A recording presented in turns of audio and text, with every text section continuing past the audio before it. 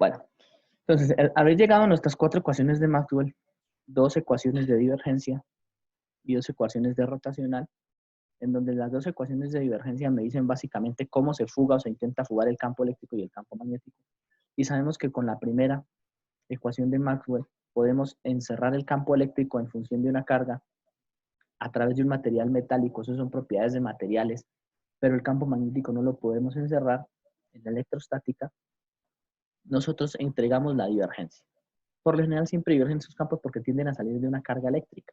Esto luego encontramos los rotacionales en la parte electrostática, donde me dice que está la ley de Kirchhoff y que mientras no haya un movimiento mecánico, la sumatoria de voltajes es igual a 0 y que la cantidad de campo magnético que yo encierro en una determinada área producida por el rotacional, por cómo va girando ese campo magnético, me permite encontrar la densidad superficial de corriente. Esas 4 ecuaciones de Maxwell tengo que saber aprovecharlas. Sin embargo, todavía me falta un pedazo de la parte magnética. Y ese pedazo de la parte magnética tiene que ver única y exclusivamente con algo que nosotros conocemos como la condición de frontera magnética. Entonces va a ser muy similar a la condición de frontera eléctrica. La condición de frontera magnética, básicamente lo que me dice es, existe un campo eléctrico, perdón, un campo magnético, cambiar el color para que de pronto sea un poco más diciente, un campo magnético que tiene una componente que nosotros vamos a llamar tangencial y otra componente que vamos a llamar normal. En el caso de los campos magnéticos, como ustedes observaron, pues no tenemos una identificación de un material que me permita aislar el campo magnético, así que no tenemos, como en el caso de la parte eléctrica, donde teníamos metal dieléctrico, dieléctrico y eléctrico, no, aquí es material, material, y se hace de forma general. Así que nosotros nos vamos a aprovechar de eso diciendo que tenemos un material con una constante de permeabilidad magnética 1 y un material con una constante de permeabilidad magnética 2. Y la frontera es la unión entre los dos materiales. ¿Qué pasa con el campo magnético cuando pasa de un lado hacia el otro? Y es lo que nos vamos a proponer responder. Si eso es cierto, quiere decir que en el campo número 2 o en la zona número 2 también tiene que haber un campo tangencial 2 y un campo normal 2 con un campo 2, ¿cierto? Que en unas condiciones de frontera, y vamos a intentar analizar qué es lo que sucede. ¿Cómo podemos hacer eso? Pues tenemos dos formas, ¿no? Si tenemos el campo magnético, mírenlo, nosotros lo que vamos a intentar es encerrar la corriente, es decir, aplicar la condición o la ley de Ampère. Si la ley de Ampère nos dice que la integral cerrada de línea h punto de L es igual a la corriente, pues yo lo que voy a hacer es intentar con estas sumas de valores, pues encontrar la integral cerrada de línea, mírenla, donde arranco en el punto 1, luego voy al punto 2, punto 3, punto 4.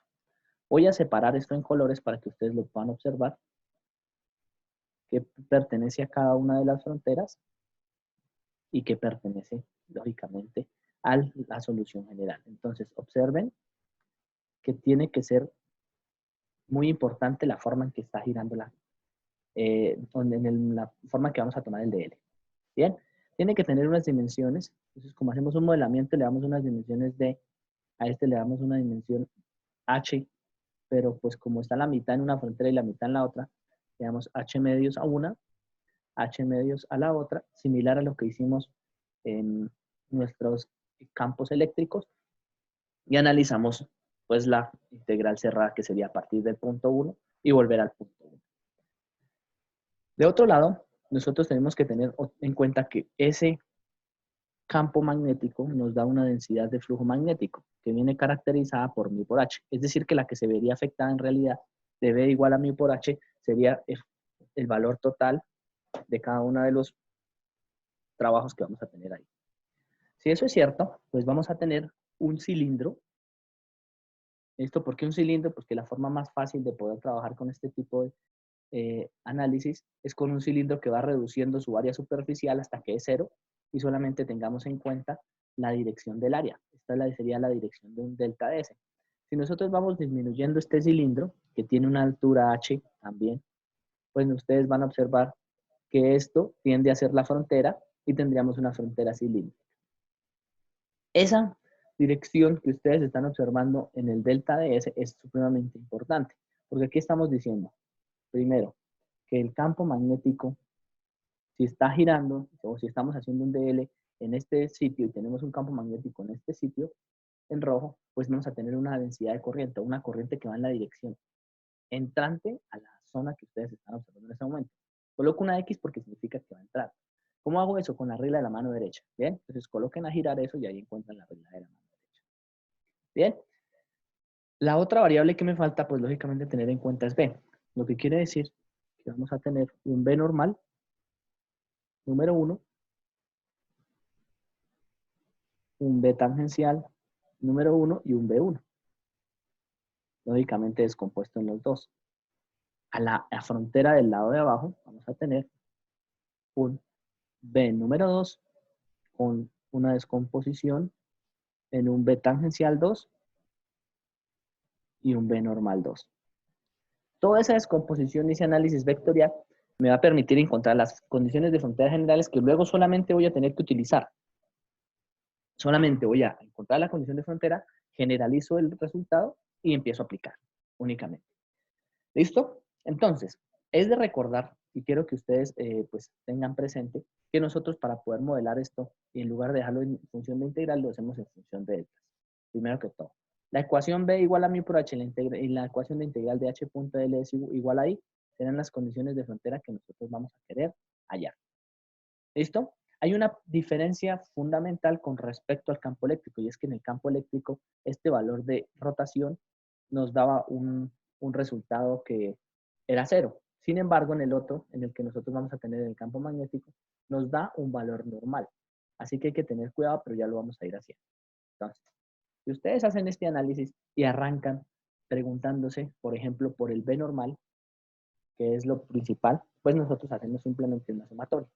¿Cuál es la sumatoria y qué es lo que yo pretendo acá? Pues nosotros decíamos que el flujo eléctrico, o decimos que el flujo eléctrico es la integral cerrada, perdón, la integral normal de B.ds. ¿Qué es lo que estoy diciendo? El flujo eléctrico que yo tengo dentro de este cilindro será B.ds, pero el flujo eléctrico solamente existe cuando puede salir de una superficie. Así que el flujo eléctrico que se desprende de la segunda ecuación, recuerden que de la segunda ecuación nosotros, pues bueno, voy a hacer aquí todo el resumen, tenemos que la integral de B.ds o la integral cerrada de B.ds debería ser igual a la integral de volumen de nabla.b, ¿cierto? Que eso es el teorema de la divergencia, esto en un volumen. Esto no es un producto punto, sino solamente en un volumen. Como nabla.b es 0, pues esto me tiene que dar 0. ¿Qué quiere decir eso? Que el flujo que nosotros almacenemos en una superficie cerrada es 0. ¿Por qué eso analíticamente lo podemos hacer? Porque nosotros no podemos encerrar, porque no existe un material magnético que me permita a mí encerrar ese tipo de resultados. Esa es una consecuencia directa de lo que venimos trabajando. ¿Listo? Entonces ya sabemos que eso es 0. Entonces lo único que hacemos es sumarlos. ¿Qué tenemos ahí? Entonces, miren que este producto punto inmediatamente me dice qué superficie voy a tomar en cuenta. Entonces, vamos a tener 3 superficies en ese cilindro. Voy a subrayarlas en rojo. La tapa superior, la tapa inferior y el área lateral. ¿Listo? En la tapa superior, cuando yo haga el producto punto, el paralelo a la tapa superior de ese delta de ese es el B normal. Y es por eso que yo lo tomo. Entonces digo que B normal 1, ¿listo? Multiplicado por el delta de S de la parte superior. Y son positivos porque están paralelos. ¿Listo? Ambos van hacia arriba. Bien. Esa sería mi primera parte, más la que hay en la parte lateral. Hay una parte lateral, ¿cierto? Que se ve a la mitad del cilindro, o sea, una superficie que es la mitad del cilindro, le vamos a llamar delta S lateral sobre 2. ¿Listo? Entonces, eso será más porque está saliendo, única y exclusivamente porque está saliendo, ¿listo? El B tangencial, ¿por qué el B tangencial? 1, porque es aquí mal el número. B tangencial 1 es el que va a quedar primero en la superficie 1 y es el que va a quedar paralelo. Recuerden que algo es tangencial cuando es paralelo a la superficie. Supongamos que si nosotros tenemos una curva de este tipo, lo que es paralelo es lo que está sobre la curva, y si eso fuese un plano, ¿cierto? Pues lo que es paralelo es lo que está sobre el plano. Y lo que es normal, pues lo normal al plano. ¿Listo? Perpendicular a ese plano. Ustedes pueden tomar una circunferencia, por ejemplo, una esfera, y en la esfera todo lo que sea el cascarón es lo que llamamos tangencial, y lo que sea saliendo del cascarón o perpendicular al cascarón es lo que llamamos la parte normal. Y así se podría generalizar una superficie de 3 dimensiones. En este caso puede ser un cilindro. Entonces, de ese cilindro está saliendo el delta de ese lateral, que dijimos que era la mitad, y que el paralelo es el que va a estar en la parte tangencial. Delta de ese lateral medios. ¿Listo? Si ustedes suman, pues van a tener en el cilindro abajo el B tangencial 2 por el delta de ese lateral medios, que sería la otra mitad del cilindro. Voy a subrayarlo en otro color, el B normal. Y el de abajo, como ustedes observan, nosotros simbolizamos B normal 2 y B normal 1 en el mismo sentido, pero el delta de ese va en sentido contrario, lo que quiere decir que el producto punto me da menos 1. Así que me va a quedar B normal 2 por el delta de ese, porque suponemos que nuestro cilindro tiene la misma delta de área arriba que la delta de área abajo, si no el modelamiento no funcionaría para nada. Esto es igual a 0. Observen que cuando nosotros empezamos a disminuir el área superficial del cilindro, es decir, lo empezamos a comprimir similar a un resorte, eso es lo mismo que decir que aplicamos el límite cuando el delta de ese lateral tiende a 0. Si el delta de ese lateral tiende a 0, pues estos dos van a tender a 0.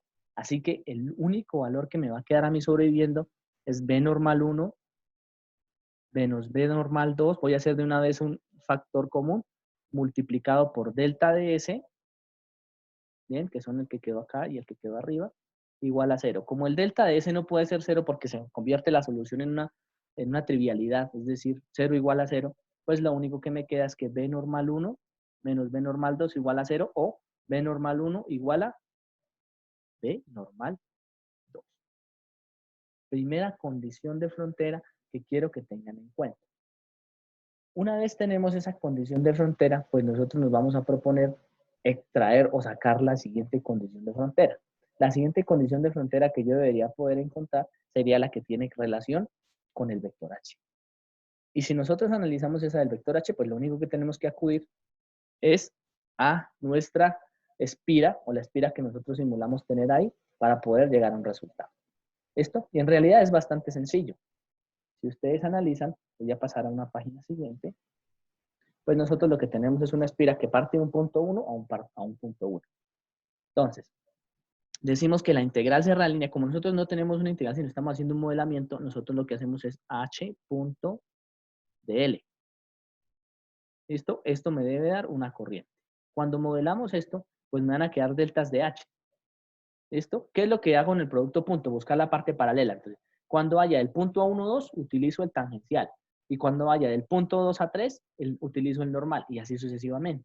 Entonces, si yo hago ese modelamiento, pues me va a quedar que de 1 a 2, voy a señalarlo aquí para que sea bastante claro, el valor que entra desde la parte superior, arrancando lógicamente en el campo, en el material número 1, me va a quedar h tangencial 1, ¿cierto? Por el de L que tengo ahí, D. En la dirección tangencial, ¿listo? H tangencial 1 por D. Eso que acabo de hacer es la multiplicación en este valor. Luego voy a bajar la mitad. Entonces ahí va a actuar menos h normal 1 porque voy bajando, menos h normal 1 multiplicado por h medios, bajo menos, voy a cambiar de material, h normal 2, h medios. ¿Listo? En este momento ya he descendido hasta el punto número 3. Entonces, para que nos quede simbolizado, voy a colocar aquí de 2 a 3. Bien, luego, de 3 a 4, voy a tener que devolverme en sentido lógicamente contrario, menos h tangencial 2, obsérvenlo acá en la gráfica, h tangencial 2 porque estoy en el segundo material, multiplicado por la distancia. ¿Por qué menos? Porque el producto punto, pues de un valor que va en sentido antiparalelo me da menos 1. Esto es solamente por el producto punto. Y tengo que subir, voy a simular, hacerlo nuevamente en verde, más h normal 2 por el producto punto multiplicado por h medios, más el que está en azul, que sería H normal 1 por H medios, y eso debería ser igual a la corriente. ¿Cuál corriente? Pues el delta de corriente que logré almacenar en ese sector o en esa pequeña espira. ¿Qué tengo aquí? Pues como esto ya quedó con los productos puntos realizados, ya olvido las direcciones, automáticamente yo puedo decidir cuáles se cancelan. Y paradójicamente, o bueno, eso no es paradójico, aunque ustedes no lo crean, vamos a colocar aquí los valores de 3 a 4 y aquí de 4 a 1 para que observen que esto giró. Los valores de 2 a 3 con los de 4 a 1, como era de esperar, se van a cancelar. Entonces, miren, negativos ambos, positivos ambos. Así que todo el sector que iba de 2 a 3 o de 3 a 4 se van a cancelar. Incluso cuando el delta de H también tiende a 0, pues esto me va a dar 0. Así que por los dos lados pudiesen cancelarse. Con lo cual, lo único que en realidad aporta la variación de la corriente en una frontera es las condiciones, lógicamente, de la parte tangencial. Así que H tangencial 1 por la distancia menos H tangencial 2 por la distancia me dan un delta de corriente. Pero resulta y pasa que ese delta de corriente yo fácilmente pudiese decir, venga, ¿cuál es la corriente que yo tengo o que está superando o la que está pasando por esta X? Porque es una corriente. Si ustedes hiciesen un gráfico tridimensional, ¿cierto? Esta debería ser el campo magnético el que está girando. Listo, con el DL, y esta es la corriente que está pasando. Entonces, efectivamente, lo que yo quiero encontrar es esa corriente. Observen que es perpendicular a la superficie. Así que si yo estoy en un plano XY, por ejemplo, que lo estoy haciendo en coordenadas cartesianas, la densidad de corriente debería ir en la dirección Z, ¿listo? O menos Z, dependiendo de cómo lo ponga a girar. Si eso es cierto, yo pudiese descomponer eso en J.ds, ¿cierto? Que para mi caso, tal vez no es muy beneficioso, porque yo no quiero encontrar J.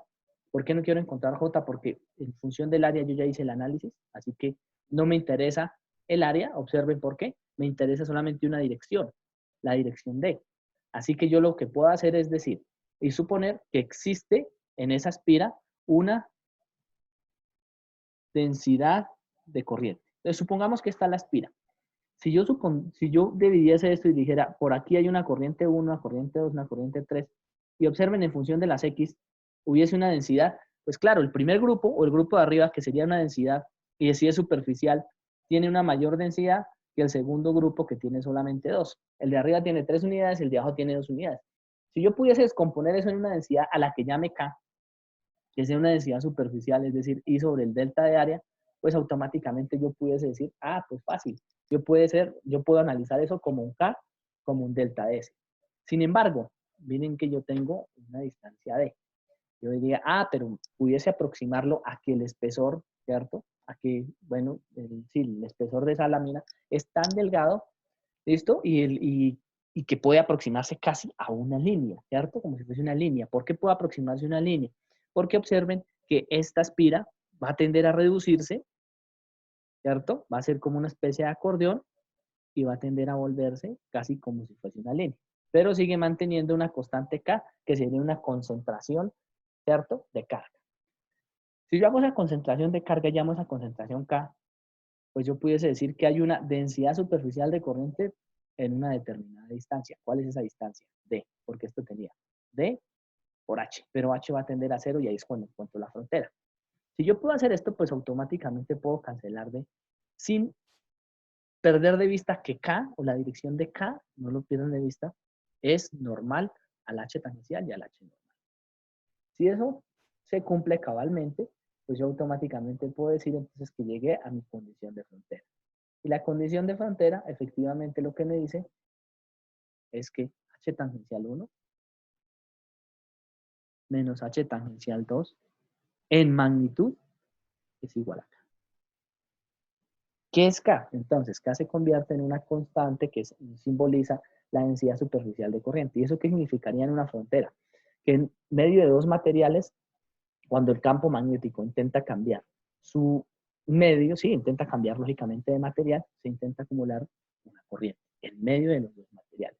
Esa permeabilidad causa que se pueda hacer este tipo de cosas. Y si eso es cierto, pues démosle el carácter vectorial. ¿Por qué démosle el carácter vectorial?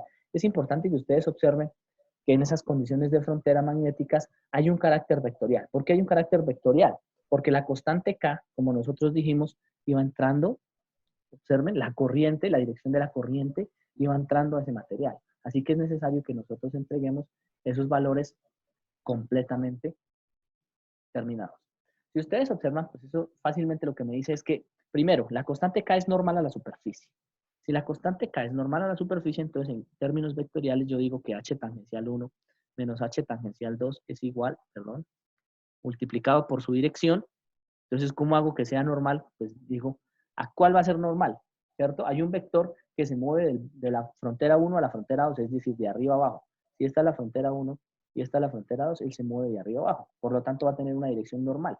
Así que si yo tengo h tangencial 1, que es el que va en esta dirección, y yo le digo h tangencial 1, producto cruz, con lo que va de 1 a 2, pues yo automáticamente voy a encontrar cuál es la dirección K. Entonces, yo lo único que hago es que esta resta, le hago el producto cruz, ¿cierto? De la dirección normal 1 a 2, y automáticamente voy a encontrar el vector K como, pero bueno, con su carácter vectorial. Eso básicamente también pudiese ser simplificado para que nos aparezca el h normal, sino decir que h tangencial 1 menos h tangencial 2, como son tres productos mutuamente perpendiculares, pues yo lo multiplico por la izquierda, ¿cierto? En el producto cruz. Entonces hago producto cruz por la izquierda, el producto cruz con la izquierda, y me va a quedar a subnormal 1, 2. Recuerden el orden por la constante K. ¿Qué es lo que estoy diciendo? Que hay un vector h tangencial 1, un vector h tangencial 2, que es perpendicular a la constante K. Eso es importante en el momento en que vayan a hacer un ejercicio y que lo vayan a finalizar. ¿Tenemos alguna duda? Creo que hasta ahí pues, pudiésemos definir nuestras condiciones de frontera magnética.